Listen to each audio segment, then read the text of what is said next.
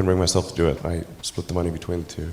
Having become a symbol for the future and what you can achieve if you put your mind to it, Elon Musk is the wealthiest man in the world, single-handedly reinventing electric cars, introducing the world to online payments and wrestling the space industry into entering the 21st century, literally landing rocket boosters on barges in the middle of the ocean. This has allowed him to do crazy financial things, like buying Twitter for $44 billion. All of this is about to come to a stop. His business empire is coming apart at the seams. Of the $44 billion he acquired Twitter for, 20 of them was debt, so his new company must pay $1 billion a year in just interest, which could force them into bankruptcy. To prevent this, he fired half the employees, before scrambling and hiring some of them back after realizing they were essential to keep operating. Meanwhile, Tesla has decreased in valuation by over $500 billion, significantly impacting Musk's assets, and SpaceX just had to raise $1.5 billion of fresh capital. None of his companies actually seem to make money, and yet he is the richest man in the world. His house of cards is nearing a breaking point, and sure, Elon Musk is doing anything he can to prevent it from collapsing, but with the recession, he is for the first time in his life fighting against the Federal Reserve, and the end of his business empire is inevitable. Before going further, it will help if you understand how he actually came to where he is today. Being born in South Africa during apartheid, he moved to the US for college, eventually moving to California to attend Stanford, which is where the real story begins. After arriving, he quickly dropped out, pursuing a life of entrepreneurship, founding Zip2, which sold for $307 million in 1999. That same year, founding X.com, which is how he would make his first really visible mark on the world. X.com would merge with other startups and become PayPal, finally exiting to eBay for $1.5 billion, from which Elon Musk got $118 million into his own pocket. There is a saying in the startup world: the most essential factor of success is the quality of the team. The team behind PayPal was quite amazing. They even have a nickname, the PayPal Mafia. Its members would later found YouTube, LinkedIn, Palantir, Affirm, Yelp, Yammer, and have early investments in Facebook. After the PayPal chapter of his life closed, Musk founded SpaceX, first attempting to buy Russian rockets before deciding to design his own new American-made models. He also invested heavily into Tesla, taking the role of CEO in the very early stages. Then the great financial crisis of 2007 hit, putting both his companies in dire straits. SpaceX has had 2 failed launches, and they only have enough money for one more. If they don't achieve orbit, they will go bankrupt. Tesla only has days of money left. It's the 24th of December and they can't afford to pay out salaries, and Elon has already put in all his personal wealth into the company. But like a Cinderella story, all pieces fall into place at the last moment. With their final launch, SpaceX achieves orbit, and later that year gets saved by NASA, giving them a contract worth $1.6 billion. Tesla, at the last minute, gets a cash injection from Mercedes, enough to pay the immediate liabilities, but they would keep operating with single-digit weeks worth of money until 2013, but no longer days from bankruptcy. Eventually, they surpassed Toyota, becoming the world's most valuable automaker and propelling Elon's net worth to the stratosphere. No longer a lowly millionaire, but instead the wealthiest man on the planet, having gone from zero in the bank and fully committed, succeed or go broke. A few years earlier to over $200 billion in 2022, it's difficult to imagine just how much money he actually controls. So let this thought be $1,000. The average American makes $54,000 per year. A high net worth individual is worth $30 million. This is $1 billion. Elon Musk is here. But even though Elon has $200 billion on paper, he can't actually access this. If he tried, he would either risk personal bankruptcy or the crash of his business empire. To get any significant amount of money, he actually only has 3 levers to pull. He can sell his Tesla stock, and only his Tesla stock. The remaining companies under his control are not public, so selling them is more difficult.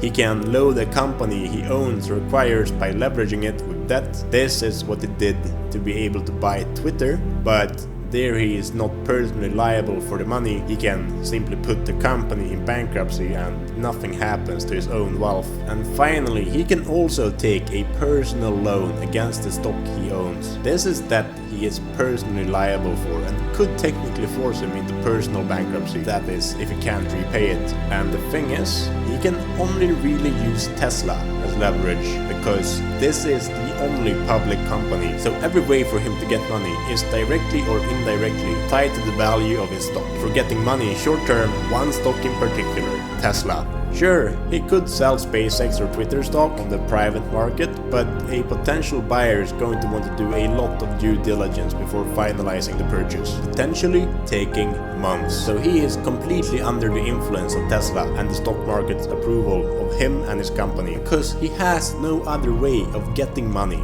The problem he has is that selling Tesla stock is incredibly risky for him. First, he has to pay capital gains tax on everything, so instantly he loses 25% to the government. Secondly, if he is not careful when selling, it could be interpreted as him thinking Tesla will drop in market cap. So every time he sells or discloses he has sold, he needs to go on a marketing campaign to ensure the stock market does not lose faith in Tesla. Because if that happens, the stock price will crater overnight, which would call in any personal debts he has taken with the stock as the backing asset. In spite of this, Elon has been selling in a hurry to the tune of $33 billion per year, and he can't really sell much quicker. Every time he sells, he needs to back it with some event, be that paying taxes or purchasing Twitter. Otherwise, his followers might lose heart and sell Tesla, because the thing is, Tesla's stock price is not backed by fundamentals. They made a $5 billion profit last year, a comparable company. In fact, there's a very reasonable argument it's a better one. Meta made 40 billion and their valuation is 256. Tesla's is 650, almost 3 times as high. Sure, Tesla seems to be growing much quicker, but to support the valuation they need at least 40 billions annual profit. An 8 times increase, which even if assuming a 40% annual growth, will take them 7 years. So the valuation just does not make any sense. It's only powered by one thing: the cult of Elon Musk, the persona he's built as a man looking toward the future, the crazy engineer willing to do anything to fulfill his vision, the savior of humanity. And the second significant factor, Tesla benefited massively from the decade-long period of essentially free capital. And now, you can't tell, Musk is under pressure. For the first time in his life, he is fighting the Federal Reserve. We can see this in a few ways. First off, every time he sells stock, he goes on Twitter and proclaims, "This is the last time I am selling." Selling to cover tax liabilities, or selling to purchase options of Tesla stock that would otherwise expire. He is continuously hinting at full self-driving capabilities, even though reviews are Oh fuck! Oh shit! Shit! We hit that. shall we say, less than positive. Tesla even unveiled a robot, Optimus, at their AI Day in September of 2022 that, in Elon Musk's own words, has the potential to be more significant than the vehicle business over time. Which, while first, obviously the economic potential of a fully autonomous robot is much higher than a car, secondly, he hopes to have it production ready in 2023. 1 year from now. Never mind the fact that some of the best robotics production we have seen is only capable of producing dogs and what looks like a knockoff Iron Man suit after decades of development. Not to mention, having a robot even grip things is an unsolved problem, an area with a lot of active research but still unable to achieve a really good result. But who knows, maybe Tesla engineers, despite being famously overworked and working in not so fantastic conditions, are better than some of the best researchers in the world. But it seems like just another lever to try to get the Tesla bulls to say, look at the total addressable market, they will literally be the entire economy in 5 years. As if this wasn't enough, with the current falling stock price, Tesla fans have started calling for stock buybacks, which Elon has said they could do to the tune of $5 to $10 billion.